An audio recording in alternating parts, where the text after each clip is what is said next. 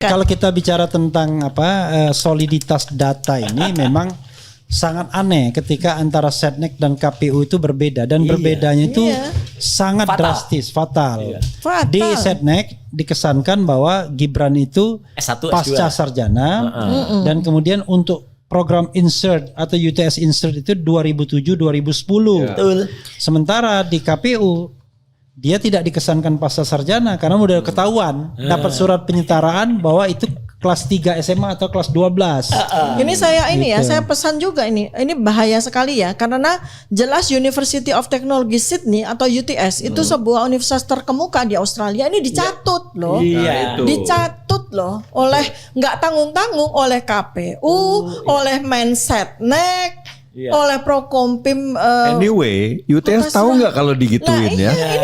Ini kan bahaya sekali untuk kredibilitas bisa dari somasi UTS. nanti mereka tuh kan kredibilitas kan nama baik. Nah, selain itu ya memang itu kita punya data yang katakanlah sangat solid untuk mengatakan Gibran ini tidak bisa dikatakan taman SMA, di insert terutama ya. Betul. Dan kemudian di Orchid Park dia bisa dikatakan hanya setara SMP plus 1. Cuman itu bukan pun SMA loh ya. SMP itu plus pun 1. dia masuknya cuma 2 tahun. Iya, meskipun kata dari Kementerian Dikmen ini ya ada raport. Ya kan raport kelas 10 kelas 11 tapi kami belum lihat raportnya. Ya baru naratif saja. Karena kalau raport kelas 11 itu agak aneh ya. Ini juga ada karena insert itu adalah SMP plus 1 sampai 7, 8, 9, 10 aja. Kok bisa 11? Nah ini juga ada yang missing lagi di Mendikmen. Kementerian Pendidikan Dasar Dikdasmen ya. Karena menurut KPU itu di direktorat mungkin ya. Direktorat ya. Menurut KPU Gibran ini SMA-nya kan 2 kali nih menurut KPU ya. SMA pertama Orchid Park Secondary School which is itu salah karena ini adalah SMP plus. Dan di KPU tertulis 2002 sampai 2004 ini juga kan ganjil karena 2 tahun sekolah apa itu. Nah untuk di Kementerian Dikdasmen itu 2003 sampai 2004 bukan 2002 sampai 2004 coba. Jadi dari mana KPU dapat data 2002 sampai 2004 sementara dari Kementerian Dikdasmen 2003 sampai 2004 coba. Fatal sekali kan ini. Direktorat Dikdasmen. Yang sekarang jadi kementerian. Jadi sekarang kan jadi kementerian. Dulu waktu zaman Kementerian Pendidikan Dasar dan Menengah. Dikdasmen ya. Dikdasmen. Ada juruan juga kayaknya, ada juga. Jurunya enggak ada. Dikdasmen. Mas Roy, Dr. Tifa, saya merasa perlu untuk mengusulkan ini perlu di follow up lagi, nggak bisa selesai sampai di sini. Kalau perlu ke Pak Sohibnya panjenengan tuh menterinya tuh kan udah bayaan gitu. Kita udah berkirim surat kemarin ya melalui diantar langsung oleh teman-teman RM. Kita akan amplifikasi lagi akan kita buat lebih legal lagi dengan kita akan ketemu. Hukum. Akan ketemu dengan ini perbedaan informasi seperti itu kan fatal akibatnya. Ditambah lagi dengan info dari Pak Iksan kan. Jadi soal surat dari aktivis itu harus kita perkuat lagi. Secara legal standingnya ya. Dengan surat yang nanti kita akan sertakan dari kuasa hukum kita supaya jelas. Supaya nggak dianggap receh oleh kementerian nih. Sebenarnya bukan itu. Sebenarnya kalau kita lihat dari tata negaranya harusnya DPR. Jadi DPR Komisi 10. DPR bukan Komisi 10, tapi DPR itu membuat panitia angket. Jadi panitia angket untuk melakukan penyelidikan terhadap pemenuhan syarat sebagai calon wakil presiden, terutama pendidikannya. Karena kan kalau kita angket itu dibuat, itu tidak hanya soal terkait dengan pendidikan, tapi juga bisa fufu-fafa. Isu-isu bahwa ada drug dan lain sebagainya, sehingga clear semua. Nah, kalau seandainya kemudian terbukti, maka dia bisa di-impeach, bisa diberhentikan. Betul. Sama saya juga perlu betul-betul sampaikan ya bahwa ini nggak tanggung-tanggung loh. Yang melakukan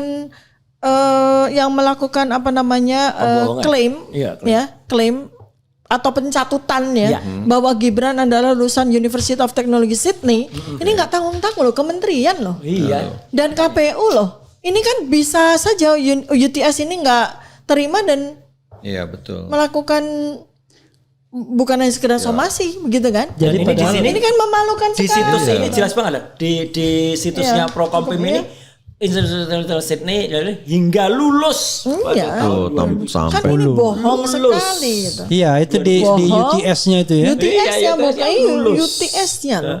Jadi seolah-olah Gibran ingin mengatakan bahwa dia lulusan UTS. Betul. Padahal kalau menurut Ihsan tadi nggak ada kaitannya. Karena UTS insert. Nah, itu clear. Karena pada waktu itu insert tuh ya insert language center katanya. Lembaga kursus bahasa Inggris. Memang ada levelnya, ada level yang ordinary. Dia bilang ada level beginners, kemudian level intermediate, advanced untuk preparation studies juga ada. Tetapi intinya dia cuma sekolah bahasa Inggris saja sesungguhnya. Dan itu make sense. Tapi lucu juga ya kalau dia sekolah bahasa Inggris sementara dia sendiri tamatan dari Singapura. sampai detik aja juga menuliskan lulus kok. Sydney Australia dan lulus. Makanya kayak ini orkestrasi ya. Ini kompak semua. Dan kompak sekarang udah di take down semua ini. Take down-nya. Jadi yang namanya kursus ini tidak ada lulus tidak lulus. Iya. Kalaupun Anda misalnya dapat sertifikat ya atau bisa jadi sertifikat of attendance. Bisa perangkatan. Kalau dia beginner, kalau dia intermediate gitu. Sama seperti tadi informasi dari sahabat Komisi 1 tadi. Ya, dia tuh cuman visiting study atau sitting study. Jadi ya cuman datang duduk dengerin, ya nggak ada kewajiban apa-apa, nggak ikut ujian, nggak dapat apa-apa juga, terdaftar aja gitu. Certificate of attendance aja. Iya, saya tadi memang mau menanyakan itu ke Pak Iksan, tapi kan Pak Iksan kan, mohon maaf ya, beliau juga kesulitan untuk berkomunikasi kan. Kan tampaknya kan kayak cuma satu arah aja. Satu arah, kemudian dia kalau kita patul dengan sangat sukacita. Oh dulu saya lari di situ. Oh dulu saya foto di situ. Itu loh nak. Itu sekolahnya bapak di situ. Kayak gitu kan. Normalnya. Tapi ini ya, kalau lihat dari kronologinya, kan kedatangannya Gibran ini itu tahun 2018. Pada saat itu dia masih posisinya anak presiden. 16-18 Maret. Ya, pedagang martabak masih ya. Masih kan. Nah, tahun 2019 dia maju wali kota. Nah, itu mungkin menurut saya itu kenapa dia minta untuk diantar ke InSearch. Mungkin dia ada sebuah maksud. Rencana. Mensrea. Sebuah rencana yang dia akan jajaki. Tapi dia kebingungan sendiri kan. Ternyata sudah tidak ada InSearch di situ. Di gedung itu udah nggak ada. Sehingga dia kebingungan sendiri. Sebenarnya kalau kita bicara aroma ya, pidana ya, ini pemalsuan dokumen atau informasi yang tidak benar. Selain Gibran ya tadi yang bikin surat keterangan setingkat itu tadi. Siapa itu? Sekarang kita bahas surat keterangan. Dakdikduk itu. Sekali nih. Kita bahas surat keterangan. Surat dakdikduk ini kan. Iya. Satu nih dari saya dulu nih. Silakan. Nanti ini sini. Oke, silakan. Pinjam ya sekarang. Pelan-pelan ya. Tolong jangan bertengkar ya. Satu-satu. Oke. Ini justru karena saking antusiasnya. Kita dapat temuan-temuan banyak di sini ya. Jadi ini saya bacakan. Ini adalah surat keterangan yang dikeluarkan oleh Direktur Jenderal Sekretaris Direktorat Jenderal Pendidikan Dasar dan Menengah ya. Ini atas nama Dr. Sutanto SHMA. Dikeluarkan di Jakarta 6 Agustus 2019 ya. Tanda tangannya beliau. Nah, kalau kita lihat secara kronologis, untuk apa Gibran Rakabuming Raka ini ya minta surat keterangan ini? Yang isinya adalah bahwa yang bersangkutan nama Gibran Rakabuming Raka telah menyelesaikan, ini ada nama orang tua juga nih. Betul, ngapain juga gitu. Joko Widodo telah menyelesaikan pendidikan grade 12 di UTS InSearch Sydney, Australia tahun 2006. Nah, ini udah bohongnya udah 3 kali ya. Yang bersangkutan dinilai memiliki pengetahuan setara tamat menengah kejuruan SMK, peminatan akuntansi dan keuangan di Indonesia. Ini dasarnya apa ya? Nah, kemudian tanda tangan lah. Nah, artinya apa? Artinya surat keterangan ini digunakan pada saat Gibran maju wali kota karena dari 2019. Kemudian tahun 2023 dia mengajukan diri untuk menjadi wakil presiden. Ya, artinya karena wakil presiden kan minimal persyaratannya syaratnya adalah SMA. Ya, dia butuh lagi dong surat keterangan ini Undang-Undang ya. Nomor 7 tahun 2017 pasal 169 huruf R. Ya, secara mau jadi lawyer ya. Calon lawyer. Kampiun ya. Jangan nanti ngurangin anunya. Lahannya komedi. Oke, sekarang ketika dia maju ke Wapres ya tahun 2023, seharusnya dia membuat surat keterangan lagi. Ya, nah, terus mengapa kita tahu bahwa dia tidak membuat surat lagi atau dia tidak minta pendidikan dasar dan menengah untuk membuat surat keterangan lagi? Bagaimana kita tahu? Taunya karena ada legalisasi. Iya ini. Ada legalisir. Ada legalisir. Ada legalisir. Ini yang berwarna nih. Iya, ini yang berwarna. Jadi yang lama legalisir gitu. Iya. Nggak bikin baru. Iya, nih saya bacain ya legalisirnya ya. Mengetahui ini legalisir ya di sini. Fotokopi sesuai dengan aslinya. Atas nama Direktur Pembinaan SMK.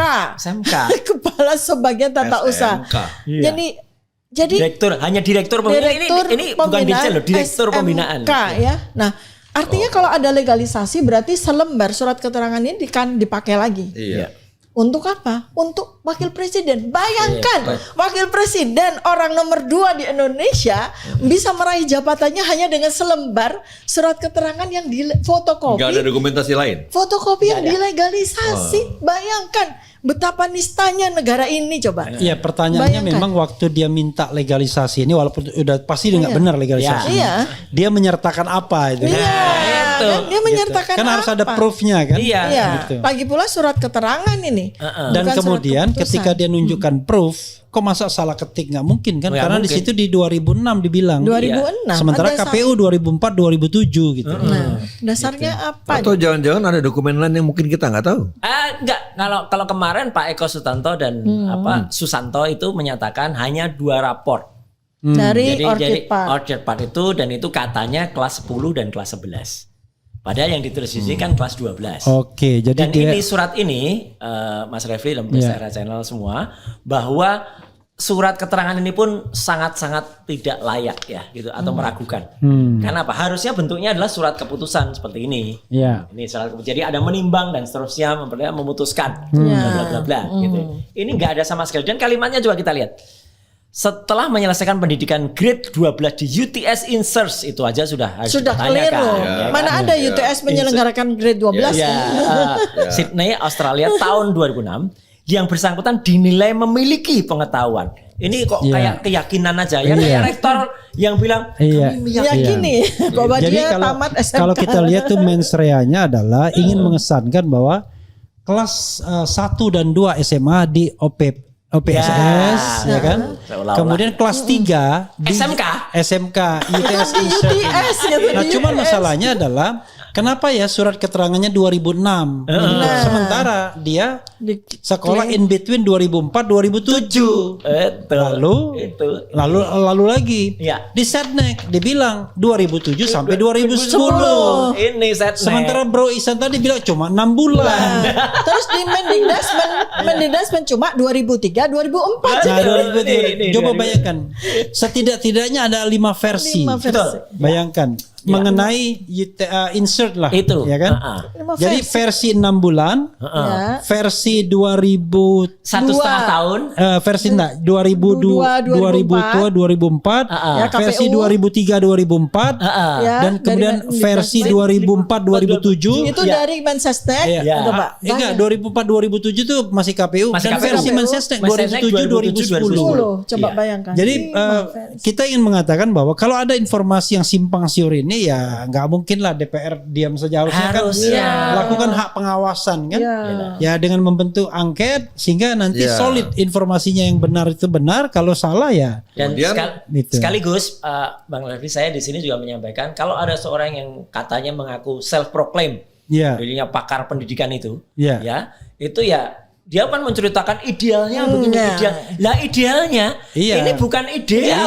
Ini Gibran itu tidak ideal, dan saya tidak terima terus terang dia agak merendahkan Bro Iksan tadi. Dikatakan itu kan hanya driver gitu. Ya itu ngawur, jahat itu. Dia bilang kerja di Toyota kok bukan kerja sebagai driver. Makanya.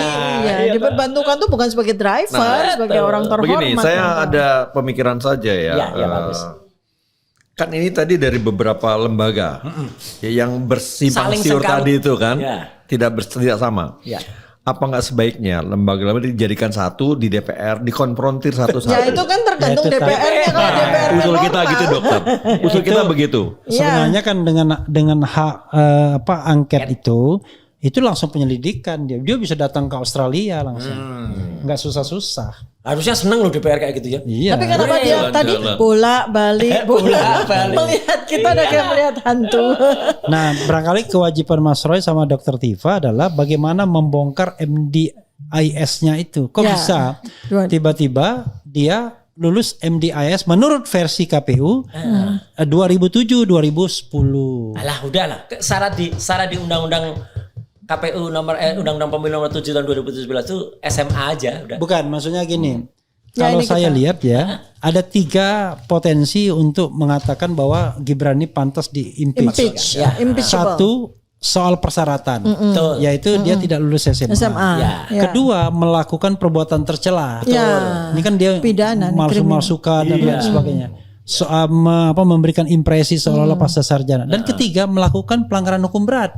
Karena yang namanya pemalsuan dokumen ini kenanya 6 tahun. Betul. Gitu. Jadi dengan 3 jurusan tersebut sesungguhnya dia sangat impeachable kalau DPR mau membuktikannya, dan itu mudah, semudah membalikan telapak tangan kan. Buktinya ada semua. Iya, ini kan sekarang nih kami lagi melakukan penelitian untuk membantu pekerjaan DPR yang seharusnya dikerjakan oleh DPR. Harusnya DPR mendukung. Iya, harusnya mendukung. Untuk mereka kok. Iya. Dewan Perwakilan Rakyat loh ya. Karena sangat hitamnya ya riwayat pendidikan dari makanya Gibran, makanya bukunya nanti namanya Gibran's Black Paper. Jadi DPR itu Dewan Perwakilan Rakyat, bukan Dewan Perwakilan Puan. Bukan pula DPD, Dewan Perwakilan Dasko. Tapi rakyat gitu ya. Terus gini, tadi ini beberapa lembaga membuat pernyataan atau mengeluarkan siaran pers dan sebagainya ya. Sekarang mungkin nggak ya Bang Refli, kalau Pak Iksan tadi kan bicaranya lisan. Ya. Kalau kita legalkan dalam sebuah bentuk tulisannya dari beliau tuh supaya ada bukti otentik gitu dokter. Saya. Atau dinotarialkan. Whatever it is. Ya. Kan kalau lisan kan bisa saja itu omongan lisan walaupun ada rekamannya pasti. Gimana kalau dilihat? Tetap itu barang bukti. Tapi narasi juga penting lalu dinotarialiskan. Itu dokter. Ya, tapi memang pertanyaannya buat apa? Ini memperkuat tadi. Iya, maksudnya buat apa? Kalau DPR kemudian melakukan hak angket ya, maka ya si Ihsannya langsung dipanggil ke Jakarta atau tim angket yang datang ke sana. Itu DPR lebih setuju itu biasanya. Iya. Melaku pelesiran. Ya ini kita dorong. Atau ada orang yang membuat misalnya laporan pidana terhadap siapa? KPU misalnya. Ini misal ya. Terhadap sekretariat negara gitu. Terhadap mereka-mereka yang kemudian memberikan informasi keliru atau dengan sengaja sengkarut itu. Karena kalau laporan itu soal Gibran saya tidak setuju, karena laporan ke Gibran itu satu-satunya pintu masuk hanya DPR. Itu impeachment. Itu ya. Tapi kalau laporan kepada misalnya tim sukses dia, Setnek itu bisa ke polisi biasa. Kalau polisinya sudah direformasi. Kalau kemudian kita katakanlah kita sudah membuktikan, penelitian kita sudah sampai simpulan, itu layak pidana kan artinya ada pos. Ya dua tergantung. Jadi kalau pidananya orang-orang yang terlibat selain Gibran. Ya KPU misalnya. Ya itu bisa pidana. Kementerian Dirjen Dikdasmen misalnya itu kan pidana kan itu. Iya. Prokompim misalnya kan ya itu kan sepanjang pidana. Dia dibuat dengan kesengajaan dan dengan mens rea kan. Ya. Bisa juga orang cuma ngetik doang. Dia nggak sengaja. Pembelaan termul kan gitu. Itu KPU kan bisa saja itu petugasnya cuman ngisi silon. Iya, petugasnya tetapi KPU-nya sebagai penanggung jawab. Karena dia kan tidak melakukan pekerjaannya yang paling gampang, yaitu melakukan verifikasi. Tapi sebenarnya termasuk ini loh, Mas Refli dan juga pemirsa ini kan dimasalahkan Pak Subhan juga ketika digunakan sebagai bukti pendidikan terakhirnya atau pendidikan terakhir. Tiba-tiba kan KPU ngubah gitu aja tanpa apa-apa menjadi S1. Itu kan konyol gitu loh kok dia tiba-tiba merubah. Oke lah, gitu. Tetapi secara substantif itu tidak, kecuali dari S1 ke S2 ya. Tapi yang ini menurut saya fatal. Yang UTS ini fatal. Ya kan? Kemudian OPSS juga fatal gitu. Nah, kefatalan ini kan jangan menjadi perdebatan publik. Fatal. Jangan sampai. Oke, kita sudah lebih dari 1 jam, ya kan? Oke, saya kasih kesempatan Mas Agus untuk melakukan closing statement. Wrap up boleh juga, Mas Roy ya. Agus, tolong jangan diganggu ya. Kemudian siap. Dr. Tifa dan saya nanti akan menutupnya. Gitu. Silakan. Baik, makasih Bang Refli. Pemirsa Era Channel yang saya hormati, saya banggakan dan tetap terus semangat di Era Channel. Tadi kita sudah mendengarkan bahkan melihat langsung ekspresi dari Pak Iksan tentang apa yang dia ketahui, ya itu adalah bukti otentik. Nah, saya dalam kesempatan ini saya ulangi lagi bahwa saya berharap ini diangkat ke yang lebih tinggi lagi, ya. Dalam hal ini mungkin tadi yang diusulkan DPR, hak angket dan sebagainya, atau Pak Iksan berkenan membuat narasinya sebagai legalitas bukti bahwa Anda sudah melakukan kegiatan yang dulu Anda ketahui, ya. Saya kira ini penting ya. Nah, yang pertama, yang kedua, ini yang agak sedikit ringan saja, intermezzo saja. Ini ada gelas Jokowi's White Paper, MOOC ini keren nih, mana kamera? Siap. Nah, ya, bukan hanya soal MOOC-nya, tapi tulisan ini nih buku nih, tebelnya 700 halaman. Yang selama ini tuh kita sedang sosialisasikan ya kepada masyarakat baik dalam negeri maupun luar negeri. Sudah berapa negara, Pak? 25 negara, banyak udah beli.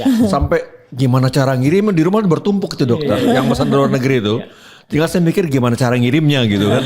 Nah, jadi ini adalah simbol daripada buku yang kita kecilkan dalam bentuk MOOC gitu. Bagus nih kalau MOOC-nya ini kita edarkan juga nih dokter nih ya. Ya kan? Iya, jadi merchandise gitu kan. Itu saja dari saya Bang Refli, terima kasih. Ini nggak sopan ini promosi di lapak orang. Oke, silakan Mas. Tapi nggak apa-apa, yang mempromosikan kan bukan trio RRT. Iya. Jadi gini, tadi Bang Refli sudah juga membuka usulan, dan saya kira tuh usulan tuh bagus banget untuk DPR ya mengadakan hak angketnya. Dan saya menambahkan bahwa kami siap ya untuk dipanggil ya gitu oleh DPR dengan bukti-bukti ini sebagai pemberi keterangan. Ya, dan kami bertanggung jawab penuh atas ini. Ya, karena ini saya sendiri yang melakukan crawling ya, saya sendiri yang melakukan screenshot, saya sendiri yang mengumpulkan linknya. Jadi ini bukan hanya sekedar ya teman-teman, bukan hanya sekedar screenshot ya, karena ini ada linknya semua. Linknya sudah saya simpan semua. Kalau itu akan dianggap sebagai alat bukti menurut Undang-Undang Informasi Transaksi Elektronik pasal 5 ayat 1. Ya, jadi ini semua clear, semua ada, dan ini semua kami pertanggungjawabkan penuh. Ya, untuk ini bukan rekayasa, termasuk yang Prokom ini, ya Prokompim itu ada semua bukti-buktinya, termasuk perubahan yang ada di KPU, kemudian yang ada di Antara, itu semuanya ada. Jadi sekali lagi itu tambahan saya, kami siap untuk melakukan ini, dan kemudian apapun konsekuensinya itu kita serahkan kepada DPR dan kepada rakyat, kepada masyarakat. Saya hanya seperti biasa, kami bertiga, saya, Dr. Tifa, dan juga Dr. Resmond, itu kami hanya mengedepankan soal kejujuran dan kenegarawanan. Jangan sampai negarawannya kemudian disingkat menjadi negarawan palsu alias Nepal. Nah, jangan sampai di Nepal kan ya, negarawan palsu. Oke, silakan Dok. Ya, sekali lagi nih kami sampaikan ya bahwa kami bertiga ini sekarang melakukan penelitian tentang dokumen dan riwayat pendidikan dari Gibran semata-mata untuk negara ini ya. untuk good governance dan clean governance. Karena sampai dengan hari ini ternyata banyak, setidaknya ada 5 institusi, lembaga negara yang kami anggap ya melakukan kebohongan publik. Dan ini fatal sekali karena sudah kali kedua ini terjadi di Republik ini. Dan fatalnya lagi adalah dilakukan oleh bapak dan anak nih. Maka ini kita tidak bisa tinggal diam. Kami melakukan pekerjaan kami sebagai peneliti. Kami melakukan penelitian. Tahap pertama yang sedang kami lakukan ini adalah pengumpulan data. Jadi kami ke kementerian, kami nanti ke sekolahnya Gibran, kami ke SMP-nya Gibran, dan supaya juga rakyat tahu, karena Termul terus selalu mengatakan bahwa kami bertiga ini punya bohir gitu ya. Ini jangankan ke Australia, kita lagi nabung, lagi ngumpulin uang. Kita ke Singapura, kita ke Solo aja kita nabung ya Mas. Kita mau ke SMP Negeri 1 Surakarta aja kita nabung dulu ya Mas ya. Artinya betapa bahwa kami ini melakukan semuanya ini demi bangsa dan negara ini dengan kemampuan yang kami miliki. Nggak ada siapapun yang ada di belakang kita. Tadi kan fraksi juga tanya ya, di antara teman-teman DPR itu pada pertanyaannya itu, mereka ini siapa sih orang kuat di belakang mereka gitu. Bahkan anggota dewan saja bertanya seperti itu. Kami tekankan sekali lagi, untuk melakukan penelitian ini semua datangnya dari Allah Subhanahu wa taala ya. Dan kami betul-betul ingin menjaga dunia akhirat kami. Kami diperintahkan Allah untuk menjadi peneliti, ya kami tunaikan. Sampai nanti akan menghasilkan sebuah buku, sekali lagi sebuah buku yang namanya kami berikan judul Gibran's Black Paper. Ya. Sedikit tambahan aja 1 menit ya. Kalau ditanya siapa orang kuat di belakang kami, nggak ada ya. Tapi yang ada adalah orang aneh di depan kami. Mulai. ini tadi keluarnya sebelum maghrib. Yang penonton sudah maghrib kan belum nonton. Nah inilah orang aneh di depan kami. Aneh karena sudah bisa menghasilkan keajaiban dunia ke-9, yaitu adalah surat pernyataan yang kemudian aneh. Jadi ini orang aneh di depan kami, ya, bukan di belakang kami. Saya juga mau 1/2 menit. FFC. Mas Roy Suryo sering pakai kaos dengan gambar macam-macam. Ternyata bukan produknya Mas Roy. Jadi itu sekali lagi terima kasih untuk teman-teman yang kirim ke saya. Benar-benar. Demi Allah saya bukan yang mencetak ini, kan ada dikatakan Roy Suryo itu ngapain nyetak yang dasi biru, dasi merah. Dasi biru itu dari Kudus ya, ada juga yang dari Depok, ada juga kiriman dari Bandung, dari Jogja banyak. Anak Jogja kan kreatif. Itu mereka dan orangnya beda-beda yang ngasih. Orangnya beda-beda dan makanya nanti pasti ada keterangan. Kalau mau pakai kaos yang dipakai Roy Suryo, hubungi saya. Jadi mereka titip jual lapak di situ. Makanya itu kreatif, nggak apa-apa. Itu namanya UMKM. Iya kan? nih. Gitu. Ini juga kreatif nih, namanya FFC, Fufu Fafa Chicken. 30 detik ya. Oke, silakan. Saya sampaikan ke teman-teman semuanya, sobat Dahra sekalian ya, bahwa buku Jokowi's White Paper ini kita cetak dalam jumlah terbatas ya. Karena itu cepat-cepat pesan ke Era Channel, bisa ke Pak Agus, bisa ke teman-teman kami yang sudah menjadi reseller, silahkan ya, untuk membantu mencerdaskan bangsa Indonesia melalui keadilan dan kebenaran. Oke, dan jangan lupa Dok, timnya itu nonton video-video yang terkait dengan promosi Jokowi's White Paper ini, agar kalau ada yang nanya langsung bisa ditindaklanjuti. Ya, betul. Kasihan juga kan mereka belinya di mana, tiba-tiba nggak dijawab ya. Jadi tolong, karena itu kan terbuka kan, di link itu kelihatan tuh yang komentar di bawahnya. Begitu saja Sobat Dahra sekalian, mudah-mudahan ini memberikan jalan terang bagi kita ya, untuk sekali lagi gimana? Rasa cemas, hidup gelap, dunia gelap, fufu fafa maksulin aja. Sekali lagi dong. Ya. Rasa cemas. Rasa cemas, hidup berat, dunia gelap, fufu fafa maksulin aja. Boleh maksudin aja, boleh maksulkan saja. Wassalamualaikum warahmatullahi wabarakatuh. Keren kadas. Dia mau diajak begini lagi.